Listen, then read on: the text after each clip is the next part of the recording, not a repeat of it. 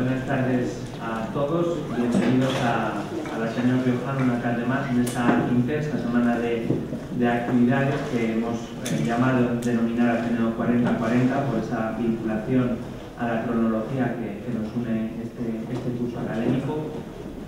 En esta tercera sesión de esta semana, en la que tenemos a Carlos Navajas con nosotros, en la que nos va a hablar de una época muy conflictiva en la historia de España, pero también en la historia de Europa, y centrándonos sobre todo en esta casa, ¿no? en la casa de todos, en el Ateneo Riojano. Para quienes no le conozcan, Carlos es doctor en Historia por la Universidad de Zaragoza y profesor de Historia Contemporánea de la Universidad de La Rioja, en la que además es responsable del grupo de investigación de Historia de Nuestro Tiempo, que viene anualmente, si no mal recuerdo, haciendo una serie de encuentros para tratar diversos temas precisamente de la historia contemporánea de España. Esta conferencia, esta charla, imagino que con alguna novedad más, tiene el punto de partida en esta monografía que ustedes tienen aquí, que editó el Instituto de Estudios Riojanos hace unos años ya, el Ateneo Riojano con la Casa de Todos. Es una obra de Carlos en colaboración con Sergio Andrés, que estará mañana también con nosotros para hablarnos de diferentes aspectos más sociales del Ateneo. Y por mi parte nada más. Ya saben que después de la intervención de Carlos, si lo desean, pues pueden hacer todas las dudas o preguntas que quieran hacerle, y les dejo con Carlos. Muchas gracias.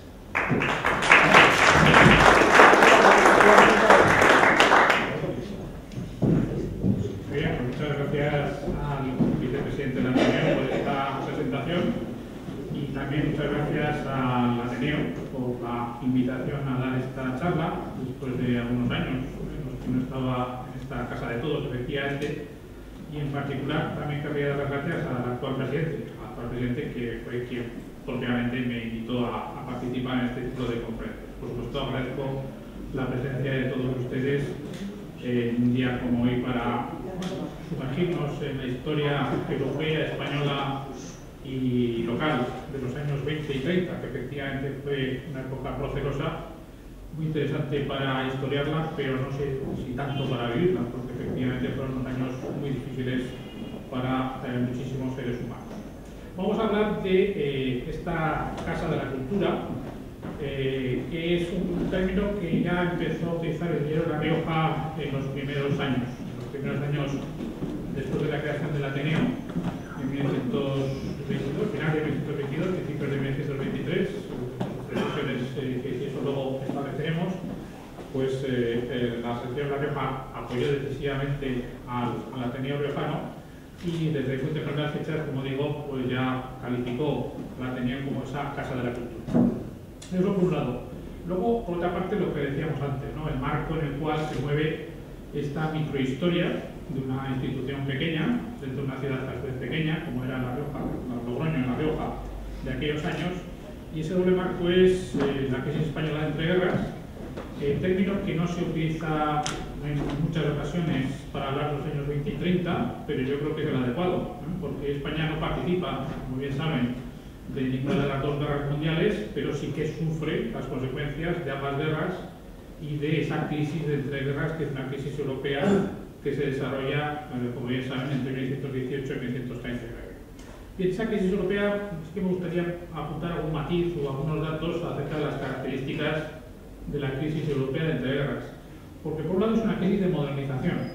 El concepto de modernización, ya saben, se utiliza en muchísimas ocasiones, de tanto que se usa termina por no significar nada, pero en este caso yo creo que sí, que efectivamente tiene un significado completo, ¿no? Crisis de modernización, en tanto que es una crisis del paso de unas sociedades básicamente agrarias a unas sociedades industriales, también del paso de unas sociedades rurales a sociedades urbanas, y luego también de una crisis de modernización, que en el momento en el cual se produce el paso de sociedades profundamente religiosas a sociedades cada vez más laicas, aunque es cierto que esa religiosidad es sustituida por una nueva religión oficial, que es una religión civil, que es el nacionalismo, que también en estos años, a pesar de que es una ideología de largo aliento, porque surge en el siglo XIX y que desgraciadamente desde el punto de nuestros días, pues en estos años, efectivamente, el nacionalismo es otro fenómeno característico de esa crisis tan característica de la modernización de las sociedades europeas durante los años 20 y 30. Bueno, además hay una crisis política, hay una crisis política bien conocida, que lo observa clarísimamente. El Ateneo va a sufrir las consecuencias de esa crisis política. Estamos hablando del retroceso que se produce de los sistemas democráticos y semidemocráticos, matiz que es importante, no es lo mismo una democracia que una semidemocracia. Por ejemplo, el régimen de la Restauración era una semidemocracia, no era un sistema democrático. Pues el paso de esos regímenes a regímenes dictatoriales, como bien pudo ser la dictadura de Primo de Rivera, de la cual vamos a hablar después, o regímenes ya propiamente más totalitarios, aunque esta es una discusión también que nos podría llegar bastante lejos, la diferenciación entre totalitarismo y autoritarismo, como es el caso ya de la dictadura de Franco, que es la que va a cerrar. La tenía Orejano en 1936, estableciéndose el larguísimo paréntesis hasta el año 1977. Así que crisis política como otro rasgo europeo, español, y que también, repito, dentro termina afectando a esa microhistoria, que es la microhistoria de esta pequeña institución de los años 20 y 30, para que se vea que no vivíamos en una isla. En España no vivía en una isla, La Rioja tampoco, Logroño tampoco, el Ateneo Riojano tampoco vivía en una isla. Y finalmente, yo creo que hay otra crisis que es interesante destacar, que es una crisis ideológica. También hablando de tránsitos de, por ejemplo, de viejas ideologías, antes hemos hablado de una, del nacionalismo, pero de viejas ideologías como podrían ser el liberalismo, el conservadurismo, el socialismo, que van avanzando hacia lo que sería el segundo liberalismo, un liberalismo más social. Era el caso del socialismo, que va evolucionando desde el socialismo marxista hacia una socialdemocracia, y luego el caso del conservadurismo, que va evolucionando de un conservadurismo básicamente aristocrático a un conservadurismo ya de carácter orgánico, es decir, también con un componente social. Bueno, estamos hablando de ese tránsito, ¿no? Entonces, claro, cuando estamos hablando de tránsitos, pues evidentemente todavía esas nuevas ideologías dentro de las viejas no estaban perfectamente establecidas durante los años 20 y 30. Aparte de que surgen competidores ideológicos de la magnitud del comunismo por una parte y del fascismo por otra parte. Bueno, el fascismo también va a ser responsable, en términos ideológicos, del cierre del Ateneo en 1936, porque el Ateneo era una institución, luego vamos a hablar de ello, que era antitética con la visión del mundo que tenía el fascismo en general, y el fascismo español, que era el falangismo, que, como bien saben, también cobra especial fuerza a partir de 1936, pues un partido de la Unión, ¿no?, que empieza a crecer como consecuencia del golpe de Estado de 1936 y que termina siendo hegemónico, partido único, hasta ni más ni menos que 1977, cuando es disuelto por parte de Adolfo Suárez. Así que en este doble marco, el europeo y el español, es donde se sitúa la historia de esta pequeña institución que es el Ateneo Riojano.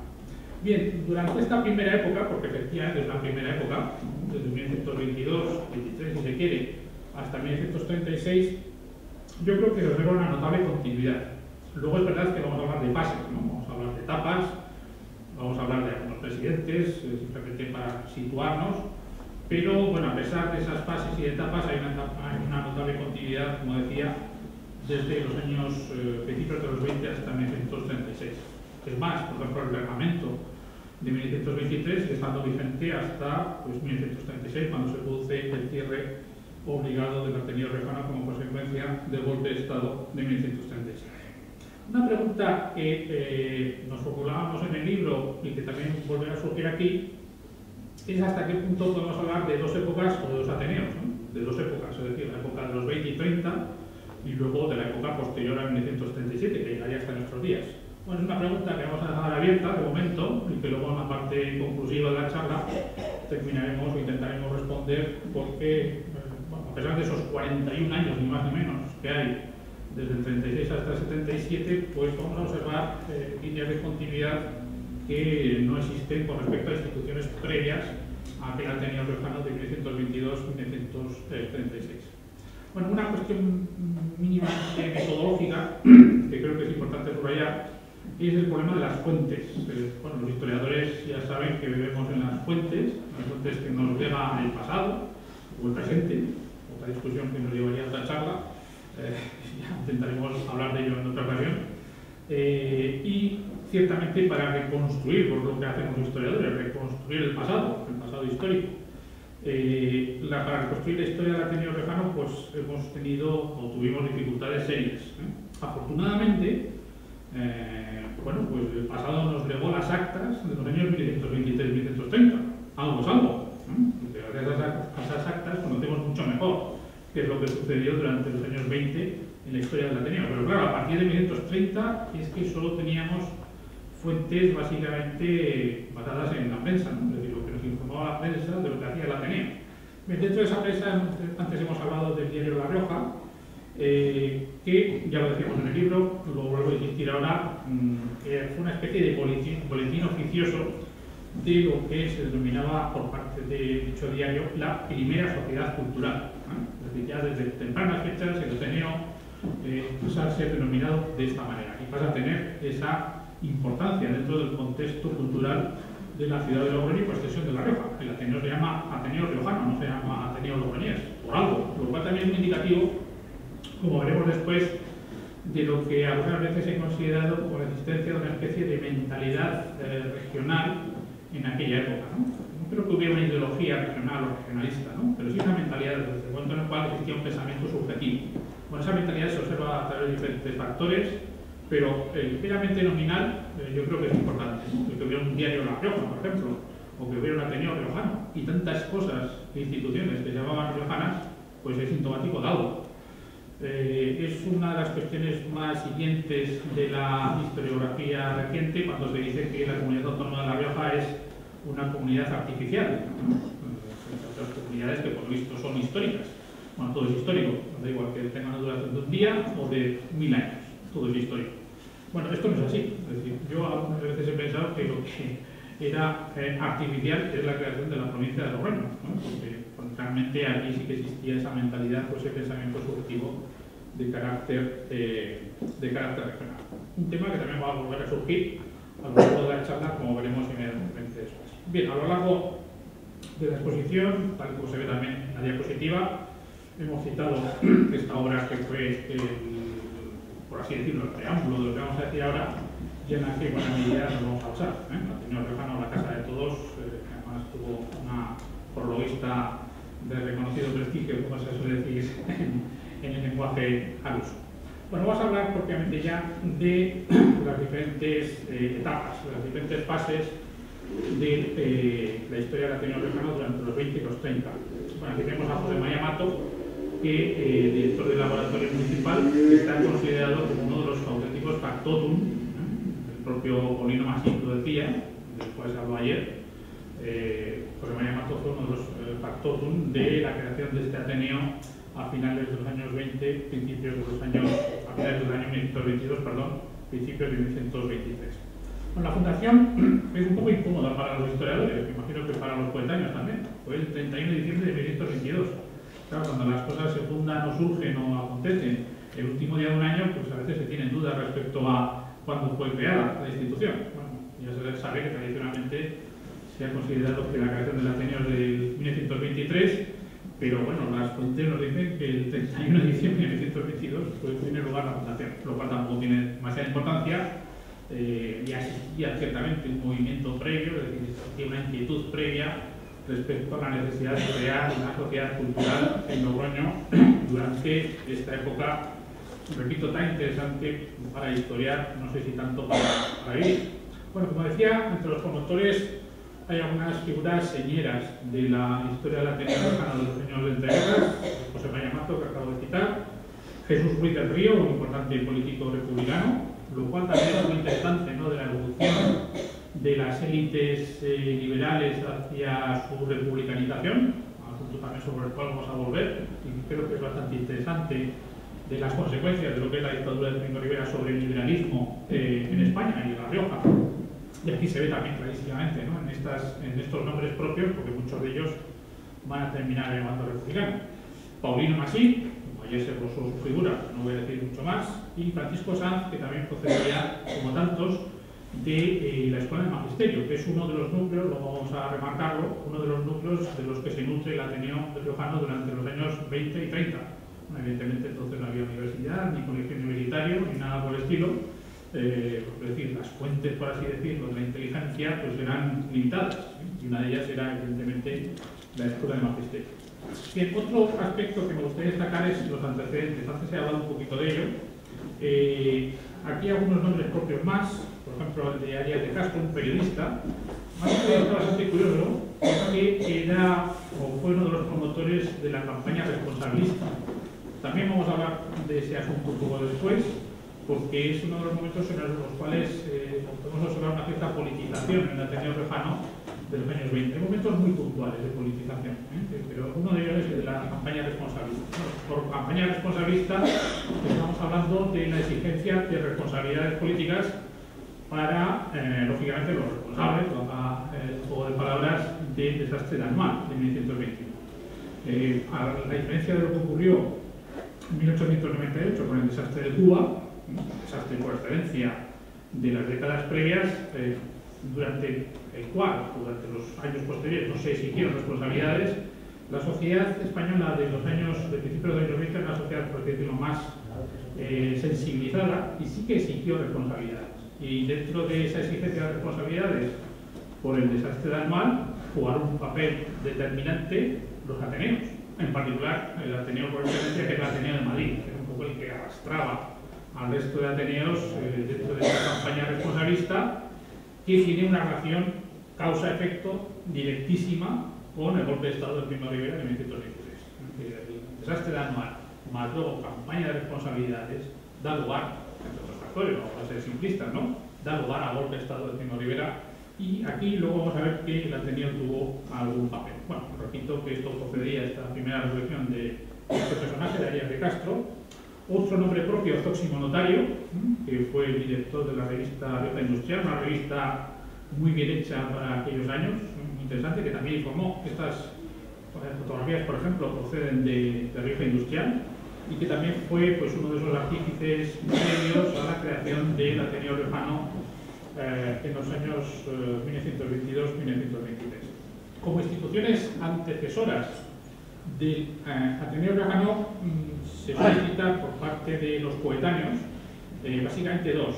Un Ateneo de la época primera de la Restauración, el Ateneo Científico, Literario y Artístico, que se menciona, pero a diferencia de lo que va a ocurrir con el Ateneo respecto a lo que va a pasar a partir de 1937, no había, por así decir, una memoria, que yo creo que es el elemento crucial, como veremos después a la hora de hablar de dos épocas o de dos Ateneos en la historia del Ateneo. Es decir, respecto a esta institución había una referencia, es decir, había un conocimiento de que eso había existido, pero no había una memoria propiamente dicha, no es una memoria que perviva, como sí que va a ocurrir con el Ateneo Riojano a partir de su cierre en 1936. Creo que es una diferencia fundamental.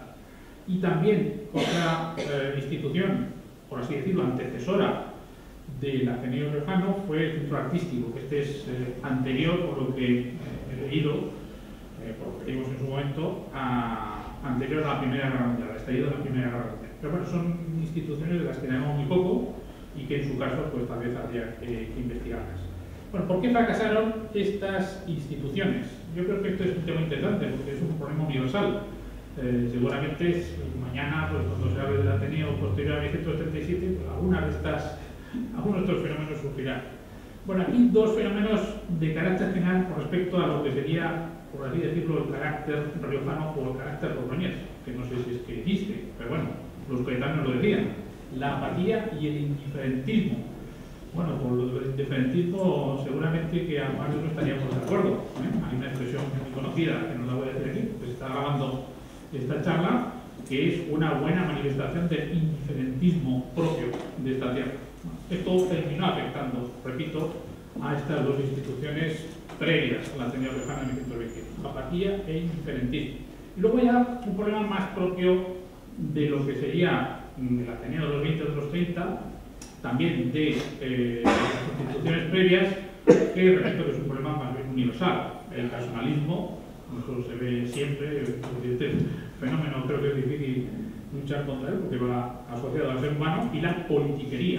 Bueno, luego vamos a hablar de politiquería en la historia del Ateneo Riojano, a pesar de que creo que como institución es una institución, o fue una institución neutral. Otra cosa es que los miembros del Ateneo, lógicamente, tuvieran sus instituciones políticas, eso son cosas distintas, pero en líneas generales, para algunas instituciones, como veremos, una institución neutral. Bien, por eso también es destacar el manifiesto, por así decirlo, fundacional. Antes he hablado del 31 de diciembre, pero 2 días previos se publica, está recogido en el libro, en los anexos, un manifiesto de 29 de diciembre de 1922, porque es un documento, por así decirlo, uno de los documentos más políticos de la historia del Ateneo de los 20 y de los 30. En este documento se hablaba básicamente de 2 ideas centrales que son las que aparecen en el encabezamiento de esta fase o etapa, ¿no?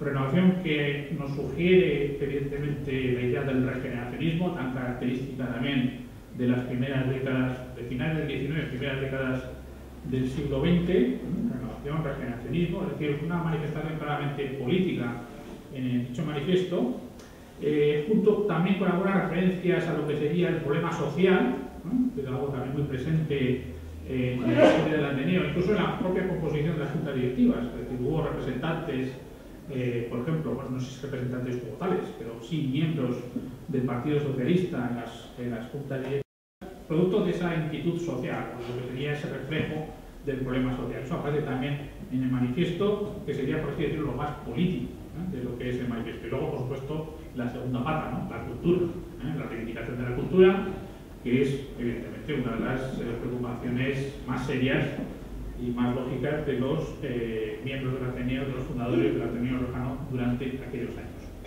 Bien, aquí tenemos al primer presidente, un abogado, también muy característico de aquella época, de la presencia de juristas, que luego vamos también a enfatizar en la historia del Ateneo, no solo juristas, sino también profesiones liberales. Básicamente, estos serían los núcleos principales, es decir, los profesores de magisterio, juristas, antes hemos hablado también de Jesús Ruiz del Río, y luego profesiones liberales que vamos a ir viendo pues, a lo largo de las diferentes juntas directivas, de los diferentes presidentes. Mariano Cañada fue presidente durante 3 años, que es una duración bastante larga teniendo en cuenta la duración promedio de las presidencias del Ateneo, porque normalmente los presidentes del Ateneo en aquella época estaban 1 año, 2 años, con mucho 3, pero 3 fue absolutamente excepcional, es decir, estaban muy poco tiempo como presidentes como un rasgo característico. Antes lo he dicho, los 2 colectivos de la primera junta directiva, evidentemente no voy a hablar de toda la junta directiva, porque esto sería aburridísimo, pero sí que creo que es interesante señalar algunas de ellas, esta lógicamente por ser la primera, 2 colectivos, los juristas, como decía, y el núcleo de la Escuela Normal de Magisterio, desde posterior también Paulino Masí, etc.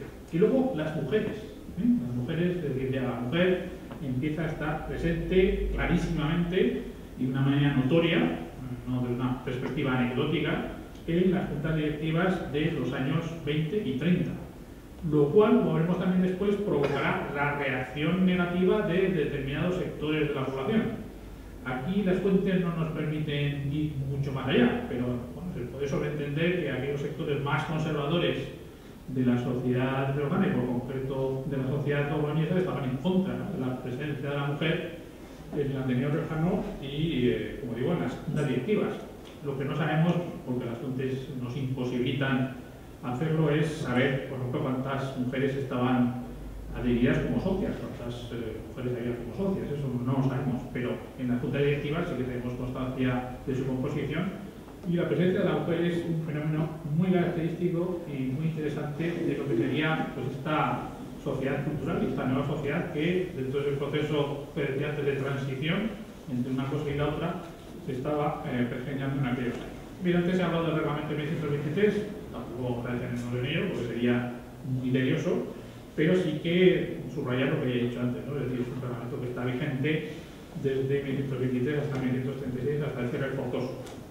Pero aquí una crítica que se podía hacer a los ateneístas de la época es que, bueno, empezaron a incumplirlo prontamente, pero bueno, estas cosas son pecados de juventud, tampoco hay que hacer una censura muy grave respecto a los ateneístas y su relativo incumplimiento del reglamento de 1123. Bueno, ¿cuáles serían los rasgos característicos de esta primera presidencia? Luego las referencias van a ser mucho más genéricas, de Mariano Cañada, como digo, presidente durante 3 años. Es decir, durante 3 años muy interesantes además. Estamos hablando del final del régimen de la Restauración y también de los 2 primeros años de la dictadura de Primo de Rivera, sobre todo su fase más dura, podríamos decir, porque también eso habría que matizarlo, como sería la época del directorio militar, entre 1923 y 1925. Bueno, lo primero destacable de aquellos años, socios. los socios eran fundamentales para el funcionamiento del Ateneo, ¿no? Para el buen funcionamiento o para el mal funcionamiento. Luego vamos a incidir más en ello.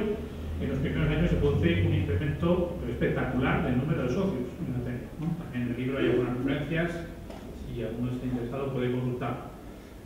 Creación de una biblioteca. Bueno, inicialmente decían los propios coetáneos que la biblioteca era una estantería. Bueno, eso es normal, ¿no?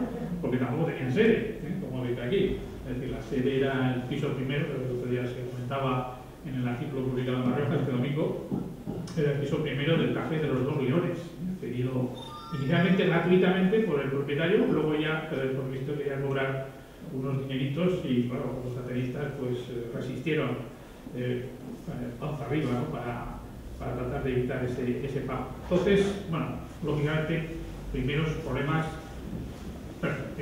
pero también primeros problemas en la creación del Ateneo Riojano. Claro, en una sociedad como es aquella, no podemos hablar todavía del estado de bienestar, ni muchísimo menos. Estamos hablando en términos económicos y presupuestarios de un estado liberal, con todo lo que eso significa. En términos presupuestarios, en términos económicos, no podemos hablar del estado de bienestar, entonces un estado liberal prácticamente no tenía posibilidad de financiar este tipo de instituciones. Aunque es cierto que el Ateneo Riojano recibió ayudas económicas del Ayuntamiento de Logroño y del entonces Ministerio de Instrucción Pública. Paulino Masip, en un escrito publicado en 1928, decía que los dineros del Ateneo Riojano procedían solo de los socios, pero bueno, no es así. La parte principal sí, evidentemente. La parte principal procedía de los socios, de las cuotas de los socios, pero hubo algunas pequeñas ayudas públicas de Estado, en el sentido genérico de la expresión, es decir, de las administraciones públicas.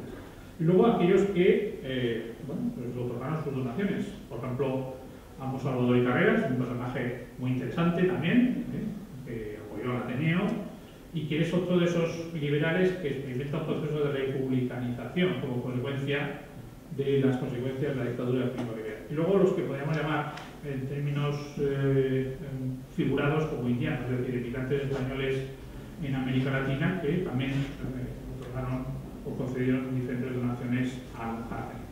Bueno, las actividades empezaron a ser las habituales, ¿no? Para este tipo de instituciones, ¿no? Conferencias, luego vamos a hablar precisamente del peso que tienen las conferencias dentro de este Ateneo, cursos, excursiones, el sello, el antiguo sello o logotipo del Ateneo Riojano, que seguramente recordaréis, Lex Libris, también hecho por un profesor de magisterio, por dibujantes de la escuela de magisterio, y bueno, pues en suma, inicio de las actividades propias del Ateneo Riojano. Bueno, respecto a las conferencias, sí que me gustaría destacar que básicamente se dividían en dos grupos: las grandes conferencias, luego vamos a ver algunos grandes conferenciantes, y luego las pequeñas conferencias, tratadas básicamente por gente de la casa o pues, por diferentes profesionales de Logroño, etcétera, que eran aquellos que daban conferencias que se denominaban semanales.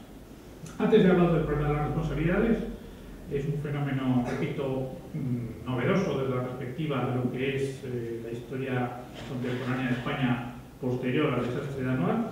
Aquí hay una campaña que lleva a cabo, entre otros, el Ateneo de Madrid. El Ateneo de Madrid se dirige a los diferentes ateneos, entre ellos también el Ateneo Riojano, y lo que podemos observar también es un respaldo del Ateneo Riojano a la campaña responsabilista, pero no un respaldo total, porque básicamente el Ateneo de Madrid lo que pide son tres cosas a los diferentes ateneos, y el Ateneo Riojano pues se muestra partidario o defiende dos de ellas, es decir, que no es un respaldo total, lo cual también es una manera muy sintomática de observar cómo funcionaba el Ateneo Riojano de aquella época. Es decir, es un Ateneo que también guardaba mucho las formas y trataba de buscar los equilibrios. Tal vez por eso no es un Ateneo que sea cerrado tras el golpe de Estado de Primo de Rivera. Es decir, el Ateneo de Madrid sí que va a ser cerrado después del golpe de Estado de Primo de Rivera, pero el Ateneo Riojano no, son unos ateneos que permanecen vivos durante la dictadura de Primo de Rivera, lo cual también nos indica algo de lo que era la dictadura de Primo de Rivera con respecto a la dictadura de Franco. Así que va a cerrar ya definitivamente el Ateneo Riojano. Es decir que, como también se decía en el lenguaje de la época, pues mezclaban los ateneístas inteligentemente el agua y el vino, ¿no? A la hora de pronunciarse respecto a diferentes asuntos que bordeaban, mejor dicho, lo político. Y ciertamente el tema de las responsabilidades era un asunto político por excelencia. Antes he destacado que hay una relación causa-efecto entre el problema de las responsabilidades y el golpe de Estado. para mí no hay ninguna duda de eso, pero curiosamente se puso el golpe de Estado, lo cual es un hecho histórico de la máxima importancia, aunque también a veces los historiadores hemos sido un poco miopes a la hora de valorar el golpe de Estado de Primo de Rivera, porque ni más ni menos lo que hace el golpe de Estado de Primo de Rivera es acabar con 90 años de historia liberal en España, ni más ni menos, es decir, no estamos hablando de una tontería, y luego inaugura una época de dictaduras, dictablandas y lo que podríamos llamar la dictadurísima, si seguimos con este juego de palabras de Franco, que nos va a llevar hasta 1935. Es decir, el Ateneo Riojano, en sus manifestaciones públicas, incluso en las actas esas que podemos acceder a ellas, pues no dicen nada de lo que es el golpe. Es decir, parece como si aquí no hubiera pasado nada, ¿no? Lo cual también es indicativo de esos equilibrios que existían en el seno del Ateneo Riojano respecto a fenómenos políticos de la máxima importancia como puede ser este. Antes hablaba precisamente de eso, ¿no? Del vino y agua, que repito, es una expresión que procede de los propios atenistas, es decir, y ellos eran muy conscientes de que la utilizaban, de que estaban utilizando el ataque. Por ejemplo, ¿qué se observaba, entre otras cosas? El vino y el agua, esa mezcla de actitudes. Pues en los grandes conferenciantes, por el Ateneo Riojano, por ejemplo, desfiló Marcelino Domingo, luego ministro durante la Segunda República, y José Calvo Sotelo, uno de los personajes más importantes, todavía no en los primeros 2 años de la dictadura de Primo de Rivera, pero sí en la segunda fase, desde 1925 hasta 1930, José Calvo Sotelo, que también fue invitado, es decir, se invitaba a un personaje republicano, pero luego a un personaje de la dictadura. Y esto también ocurría en las conferencias de carácter local, en esas pequeñas conferencias. Aquí estuvo el alcalde primo riverista de Logroño, también estuvo el gobernador civil, primo riverista, Juan Fabián Díaz de Cavia, que, curiosamente dio una conferencia que duró 2 días. No quiere decir que estuviera 48 horas hablando, pero sí que tuvo que emplear 2 días para dar una conferencia y se decía en la prensa de la época que, ni siquiera con eso consiguió terminarla, lo cual, manifiesto las capacidades oratorias del gobernador civil. Bien, entonces vino y agua. Marcelino Domingo y José Calvo Sotelo. Claro, una diferencia. Marcelino Domingo, por ejemplo, en su primera conferencia que dio, habló del sentido liberal de las elecciones británicas. Evidentemente que habría una retranca, podemos presuponerlo porque en las crónicas de la época no se decía de qué había ido la conferencia, pero podemos entenderlo, ¿no? De qué iba, ¿no? Es decir, utilizar el caso británico para criticar a la dictadura de Primo de Rivera. En cambio, José Calvo Sotelo, como factotum del régimen de Primo de Rivera, pues va a hablar del estatuto municipal, ese estatuto que promovió en los primeros años de la dictadura de Primo de Rivera y que supuestamente debería haber conducido a la democratización de los ayuntamientos españoles. Evidentemente ocurre por lo contrario, las dictaduras, ya saben, no suelen ser muy proclives a la democratización de ningún tipo de instituciones, y menos los ayuntamientos, así que el estatuto se queda en nada. Lo cual, insisto, pone de manifiesto una vez más ese juego de equilibrios entre unos y otros. La siguiente etapa yo creo que es la época de esplendor de los años del Ateneo Riojano. Son las presidencias de diferentes personajes. Aquí vamos a citar todos y cada uno de ellos, simplemente las referencias. Muñoz, que era un liberal. Cañada Bueno, que es la persona que aparece ahí en esa imagen, en esa fotografía de Rioja Industrial. Creo que es el doctor Cañada Bueno, que parece ser que luego tuvo una prolongación de su vida profesional en Sevilla, etcétera, etcétera. Agustín Tarasso, que era arquitecto, Mora y Alfonso Marco, que, pero supongo que estaría emparentado con José Marco, pero tampoco se sabe exactamente. Bien, entonces, ¿qué es lo que hace ¿qué hacen estas presidencias de esta época del esplendor? Básicamente, comprar esta sede. De aquí estamos gracias a toda esta gente y gracias a un empréstito que se suscribió en aquella época, estamos hablando ya de la segunda mitad de los 20, la sede costó 80.000 pesetas de la época y fue financiada gracias a un empréstito y gracias también a las donaciones de determinados atenistas. Es decir, fue un éxito, lo cual pone de manifiesto la fuerza social, ¿no?, que estaba adquiriendo el Ateneo Riojano en los años 20. Como digo, la sede se traslada del primer piso del Café de los Dos Leones a este lugar en el que estamos, por el cual han desfilado tantísimas personas de muy diferentes características, evidentemente por las propias características, en este caso no tan irónico, del Ateneo Riojano. El Ateneo Riojano, en el libro se hablaba de la casa de todos, y es que efectivamente el Ateneo Riojano ha sido la casa de todos.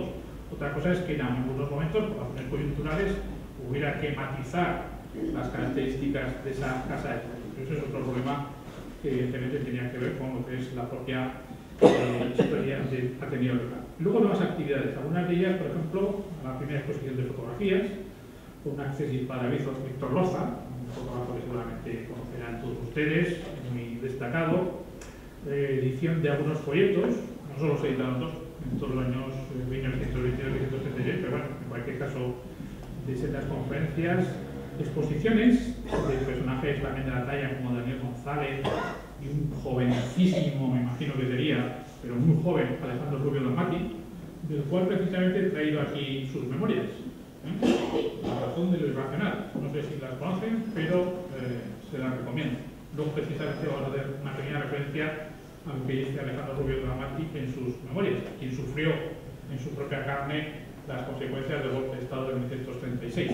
Entonces, como digo, pues personas que luego tienen un gran peso específico en la cultura riojana, pues hacen sus primeros pinitos en el Ateneo Riojano durante esa segunda mitad de los años 20. Bueno, conciertos, una actividad también novedosa de aquellos años. Luego, algo que parece que tuvo mucha relevancia y mucho éxito, sesiones de cine de vanguardia, que es también algo que también se va a prolongar hasta los años 30, hasta 1936. Bueno, vamos a situarnos ya en el final de la dictadura de Primo de Rivera, en Segodne, que es justamente enero de 1930, y hay un elemento que a mí me llamó mucho la atención, y es el hecho de que, bueno, 7 años después de su fundación, no es nada en términos históricos, 7 años no es nada, fuera considerada ya como una fuerza viva de la ciudad y de la provincia de Logroño, porque el Ateneo Riojano, justamente en enero de 1930, luego también en otro acontecimiento que tuvo lugar después, fue convocado junto a otras instituciones señeras de la ciudad y por extensión de la provincia, fue convocado a un debate que hubo también como consecuencia de ese reflejo de lo que decíamos de la existencia de una mentalidad regional acerca del hipotético cambio de nombre de la provincia. En principios de los años 30 ya se habló de esto, ya se sabe que el cambio de nombre de la provincia se produce en 1980, cuando pasa a ser de provincia de Logroño a provincia de La Rioja, pero en esa coyuntura de principios de los 30 también surgió este debate. Luego habrá un debate incluso más intenso producto de la proclamación de la Segunda República, debate en el cual también va a estar el Ateneo, no ya en tanto que miembros individuales, sino en tanto que institución.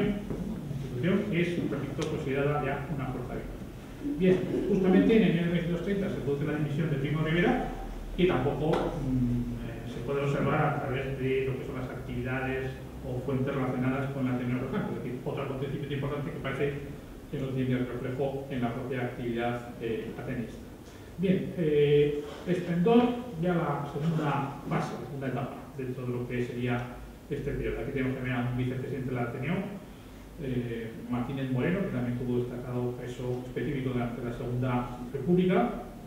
Y aquí destacar el advenimiento de lo que los madrileños llamaron con su gracejo característico, la dicta blanda de Berenguer, que sin embargo, bueno, afectó, en este caso sí, a las propias actividades del Ateneo Riojano, porque se establecieron restricciones a la celebración de conferencias fuera de los domicilios sociales. Hay que tener en cuenta que las grandes conferencias, como las que hemos mencionado antes, u otras, que tampoco hemos citado aquí porque sería excesivamente exhaustivo, tenían lugar, por ejemplo, en los teatros de la ciudad. Es decir, había tal capacidad de convocatoria que esos grandes conferenciantes llenaban teatros. Pues en estos momentos hay una restricción muy clara a ese tipo de actividades. También hubo esas restricciones en el último año de la dictadura de Primo de Rivera, es decir, en el año 1929, lo cual afectó evidentemente al propio desarrollo del Ateneo, ¿no? Porque claro, a menos actividades, menos socios, menos presupuesto, menos actividades, de un círculo vicioso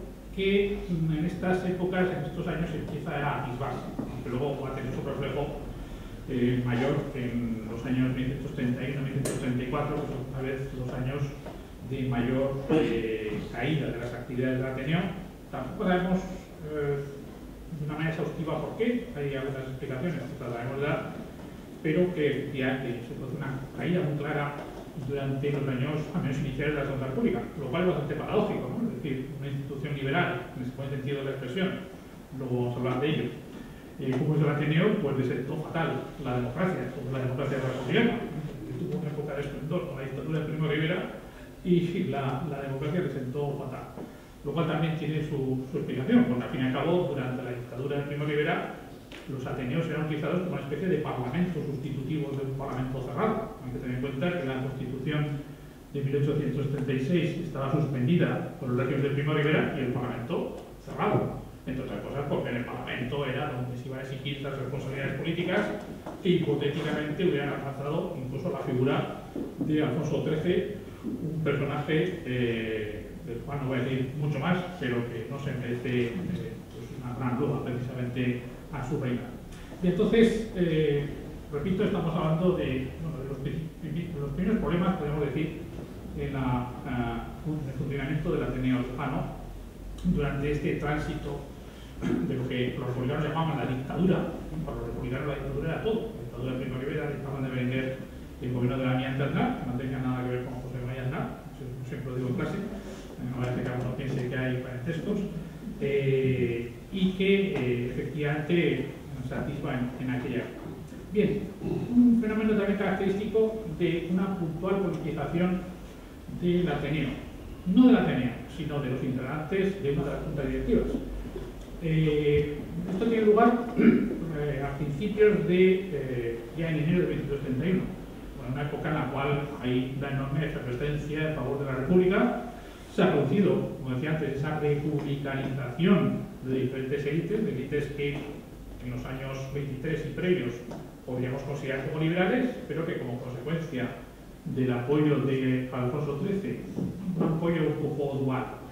Alfonso XIII yo creo que jugaba dos barajas, jugaba la baraja de Primo de Rivera y jugaba también la baraja de los que conspiraban contra Primo de Rivera. Por eso decía que Alfonso XIII no se merece demasiada atención por parte de nosotros. Pero bueno, en cualquier caso, lo que sí que se está produciendo, repito, es una republicanización más que nada de los integrantes de algunas juntas directivas. Por ejemplo, en enero de 1931 es muy significativo que de los 14 miembros de la junta directiva, 10 eran manifiestamente, es decir, que lo sabemos fehacientemente, no es una mera elucubración, eran fehacientemente o manifiestamente republicanos o socialistas, sobre todo republicanos. Muchos de ellos, insisto, procedían de lo que llamamos el liberalismo en el sentido convencional del término. Otro era esperantista. Aquí hay que tomar el problema es que yo no sé nada de esperanto y entonces pues no sabía muy bien situar a los esperantistas. Me imagino que no sería muy ortodoxa, esto sería muy conservadora, pero bueno, había un esperantista y luego había dos genéricamente de izquierda. No sabemos situarlos dentro del republicanismo, del socialismo, pero sí que es cierto que estas dos personas sufrieron los efectos del golpe de Estado del 36 cuando se establece toda aquella represión de la cual vamos a hablar y que es espectacular respecto a lo que es el Ateneo Riojano y a los atenistas. Pues esto provocó, por visto, reacciones, ¿no? Provocó reacciones dentro de la sociedad logroñense y constitución riojana, presumiblemente, repito, con arreglo a lo que sabemos, de los sectores más conservadores. De ahí que los propios miembros de la Junta Directiva emitan una circular del 25 de enero de 1971 que yo creo que es uno de los documentos más interesantes de la historia del Ateneo de los años 20 y 30, porque hay una loa al liberalismo que, bueno, pues pocas personas seguramente han hecho a lo largo de la historia de este término. Si me van a permitir, también está en el libro,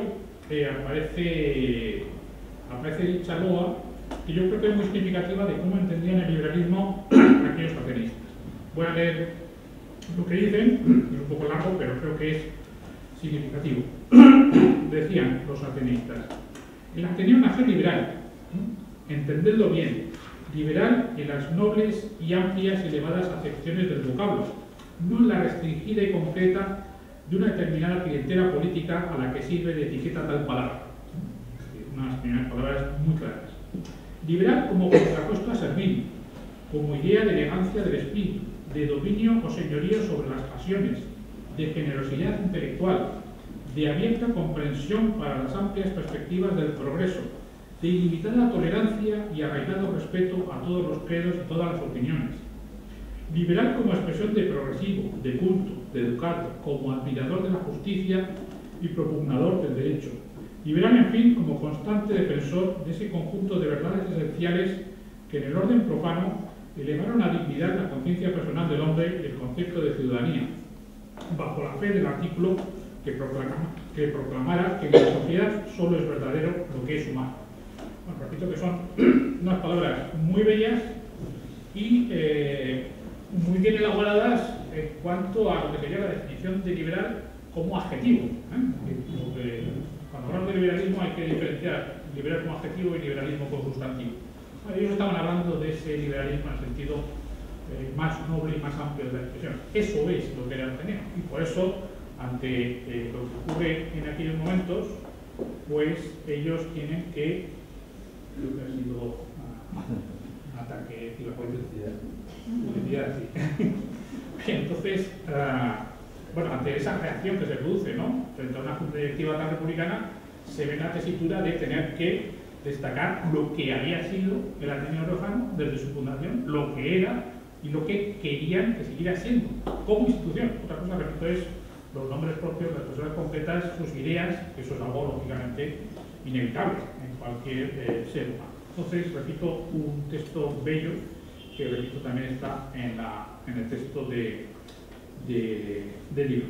Bien, proclamación de la Segunda República, además tampoco se nota nada especial en el caso del Ateneo Riojano, aunque sí que se van a notar los efectos, repito, porque hay una serie de, por así decirlo, energías que en vez de canalizarse a través de esos Ateneos, pues se canalizan ya a través del Parlamento, lógicamente, a través del Congreso de los Diputados, a través de los mítines, etcétera, etcétera. Incluso va a haber dificultades para conseguir grandes conferenciantes para los propios atenistas o para las propias actividades del Ateneo Riojano. Bien, pues esto vamos a la parte final. No sé cómo andamos de tiempo. Esperemos que no me haya parado demasiado. Tiempo razonable para ir terminando. Bien, la parte final la titulábamos en el libro y también la titula aquí: Languidez, revitalización, muerte. Bien, muerte con su resurrección, afortunadamente, ¿no?, en el año 1937. Bueno, ¿qué es lo que destaca en aquella época? Básicamente estamos hablando de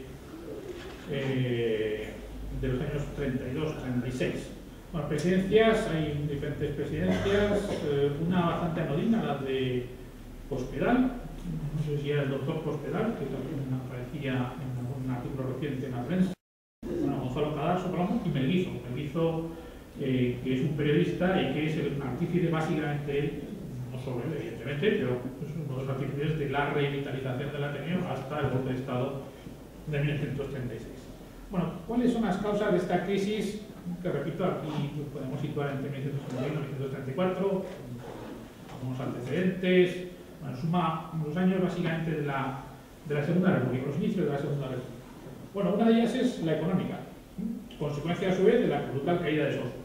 Vuelvo a insistir en el círculo vicioso, o todo lo contrario, en función de si hay socios o no tenía socios en la Ateneo Riojano. En estos momentos, sobre todo, también se decía en las fuentes coetáneas, a raíz de la compra de la nueva sede, se produce una caída del número de socios. No se sabe muy bien por qué, pero bueno, es lo que sucede. Luego, lo que decía antes, las circunstancias de momento también son fuentes coetáneas. Proclamación de la Segunda República y, por así decirlo, la apertura de la espita de lo que es la libertad. Las circunstancias de momento que polarizaron en distintas direcciones la atención y el entusiasmo. Es decir, aquello que, por insistir, se canalizaba a través de los Ateneos, pues ahora se canaliza a través de las vías propias de lo que es un sistema democrático, como era indudablemente la República. Luego, algo que también decían los coetáneos, miembros de la propia Junta Directiva, la acción de fuerzas interesadas y escondidas. Claro, cuando estamos hablando de fuerzas interesadas y escondidas, por su propia naturaleza es difícil saber quiénes eran.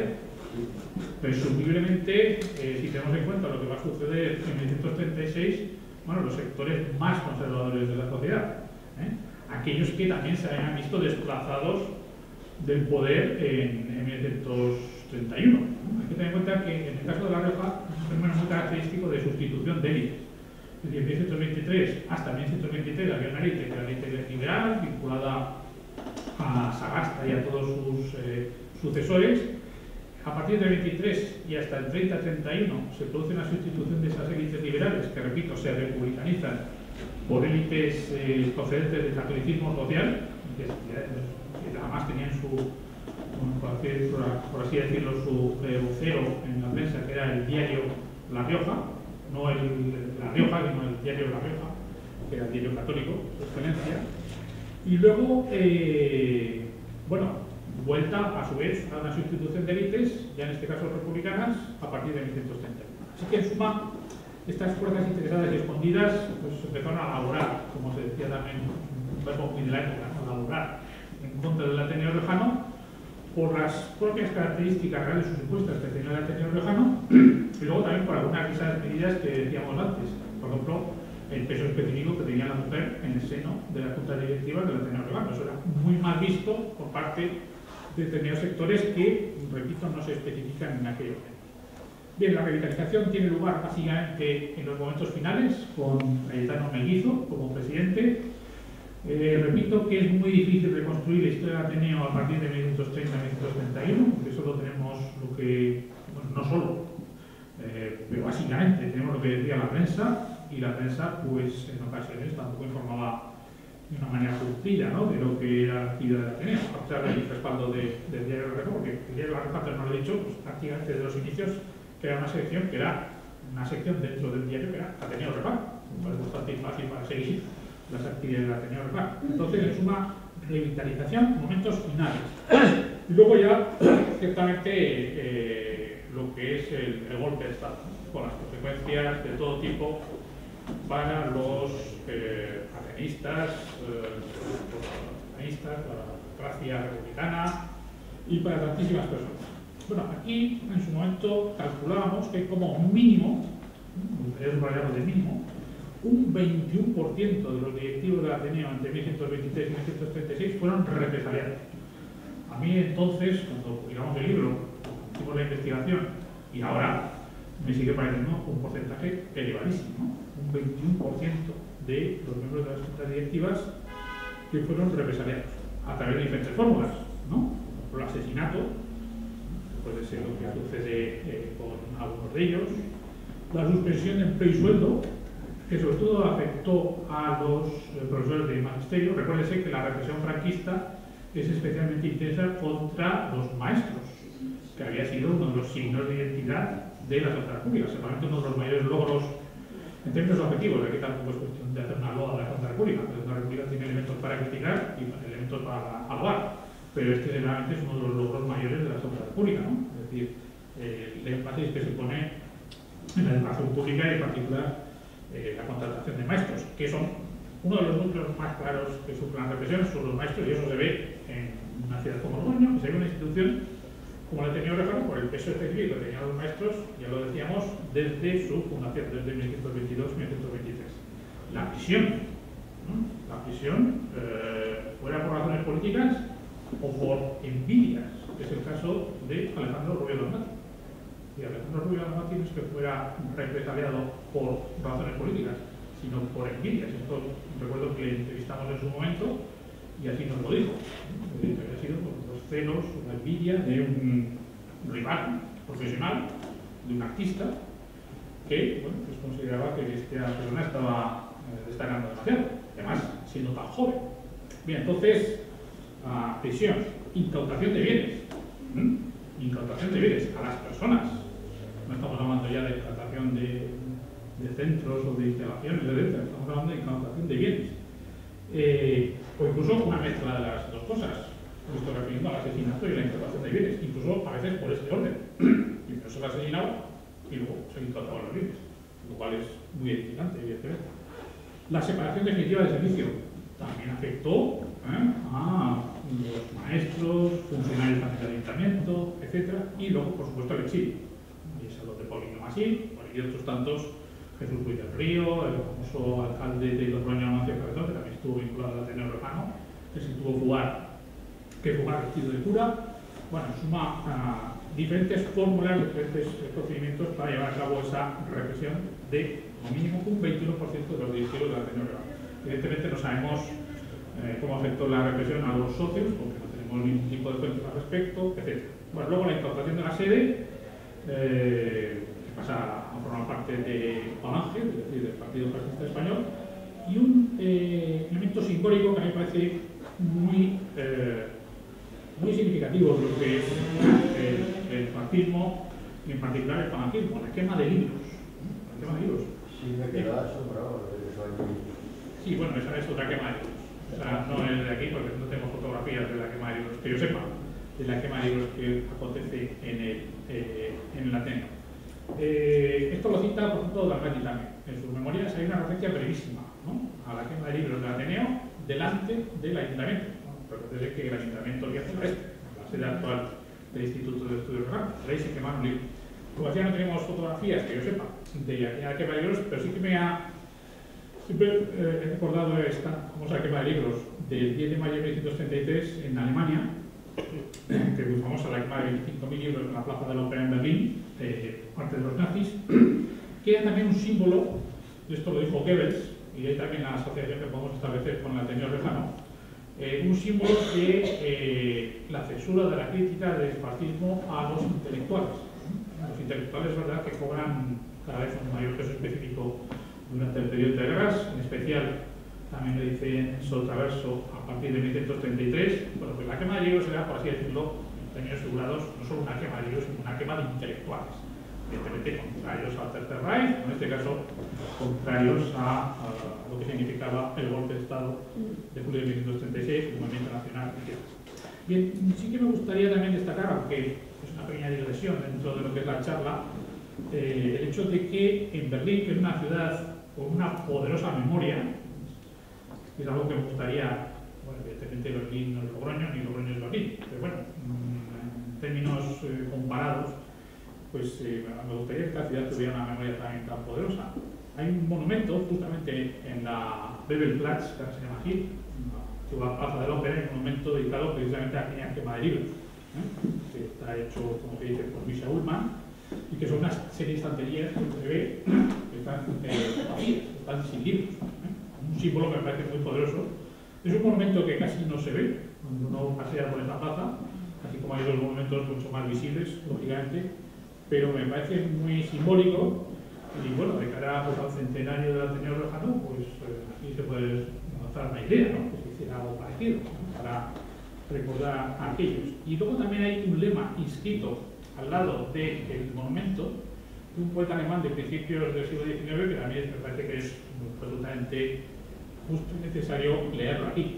Allí donde ardan los libros, acabará por arder el pueblo, decía este poeta alemán en 1820. Es decir, yo creo que, repito, sí que se puede establecer esa asociación, ¿no?, de lo que es la quema de libros en Berlín en 1933 con esta quema de libros, que tampoco sabemos cuántos ejemplares se quemaron en 1936 después del golpe de Estado que tiene lugar en España y lógicamente también en la provincia de Logroño. En la provincia de Logroño ya saben ustedes que no hubo una guerra civil, hubo un golpe de Estado que triunfa y que acarrea aquella represión de los meses subsiguientes. Bueno, ya para concluir rapidísimamente, voy a sacar algunas ideas, recapitulando algunas ideas que consideramos propias de la Ateneo Riojano de los 20 y de los 30.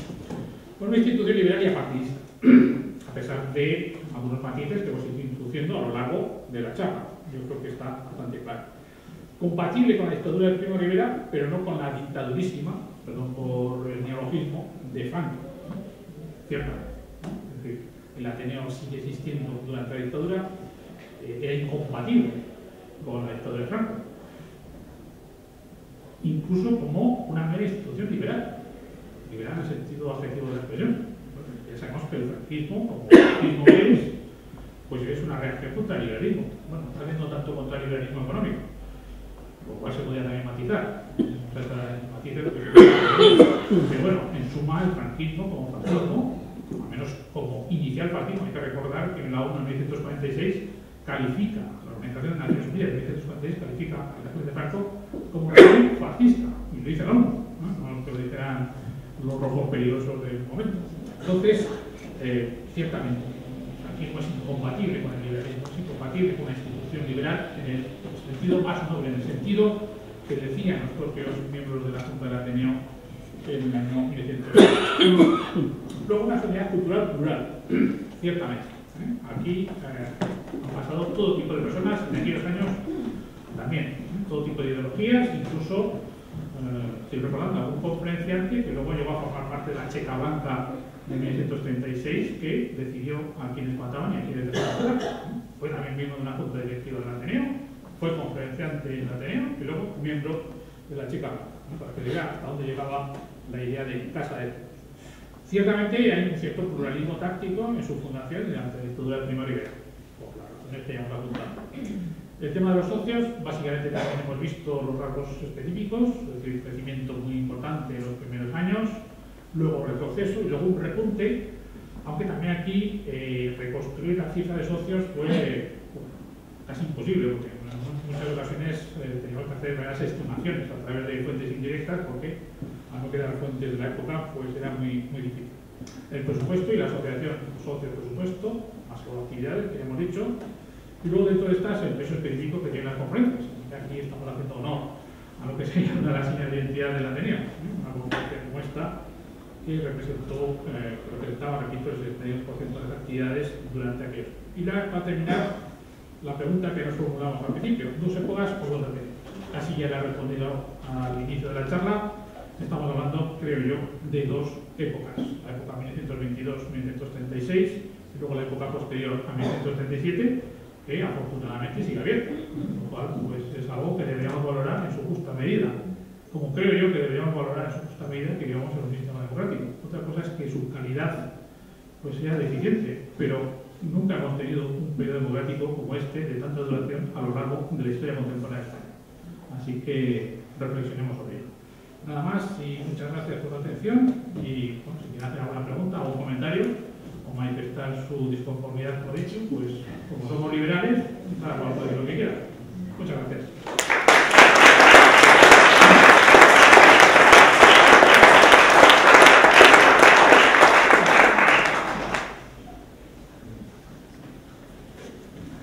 Carlos, muchas gracias por esta exposición tan interesante.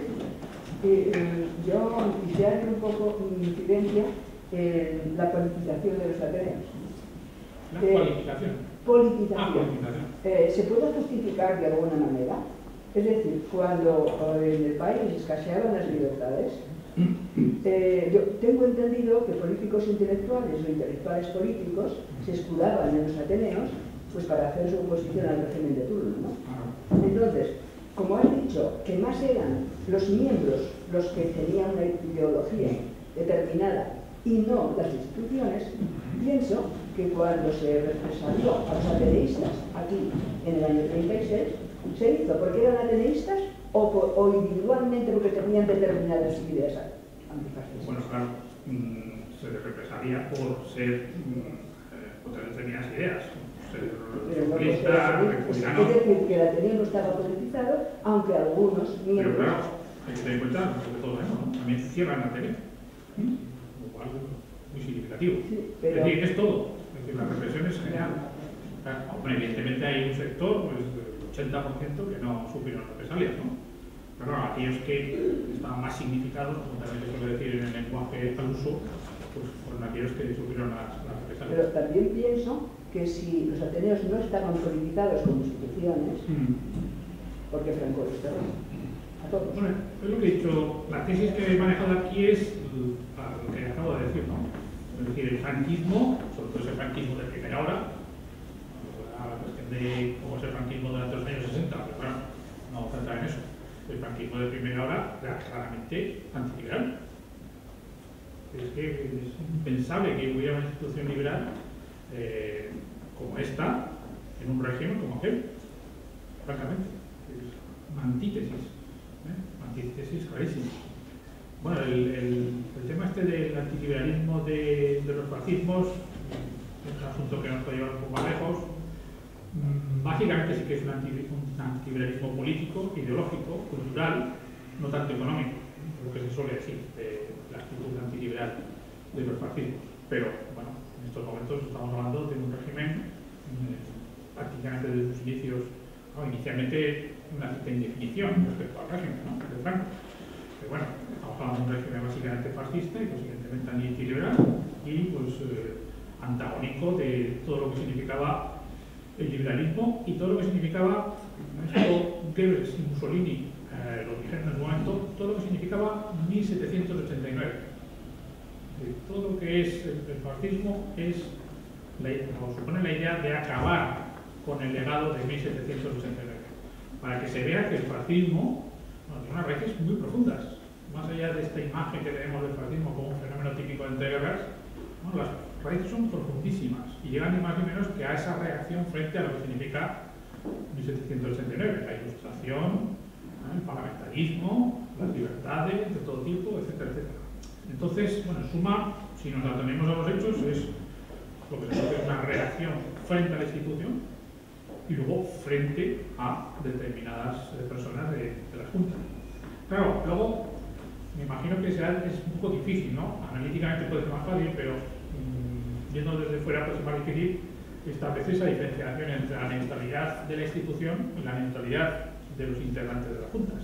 Sobre todo si tenemos una junta como la de 1961, donde todos eran prácticamente republicanos, pues claro, ¿cómo sería visto, ¿no?, por aquellas fuerzas escondidas que trabajaban en contra de Ateneo?